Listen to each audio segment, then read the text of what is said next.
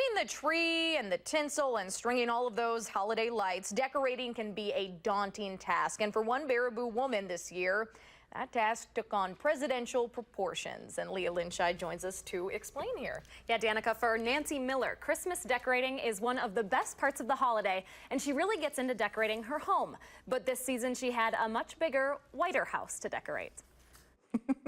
For Nancy Miller, the magic of Christmas comes in the preparation. It took maybe, 2 hours? Something like that? Retired now after 30 years of teaching history. Actually, this ornament I got at the Supreme Court. She could spend days decorating. It felt rushed this year.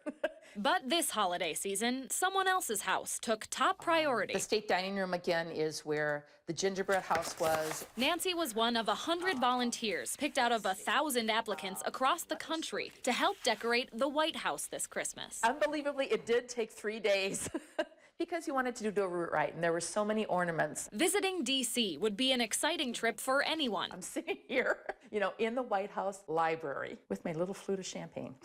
For a history buff like Nancy, it was the trip of a lifetime. I like decorating for Christmas, and I've got a passion for history and a passion for teaching history. So those combined together, this was just a fantastic experience. But this was one of the trees. Nancy spent a week decking the White House halls. Quite a bit more time than she took on her own halls. This is my son's contribution to the Christmas decorating. But while holiday decorating at home might have taken a back seat this season, in the White House, you want it to be perfect. Sometimes at home, you just want it up. Nancy doesn't hesitate to say it was worth it. It's a once-in-a-lifetime opportunity. Well, maybe twice in a lifetime. We'll see.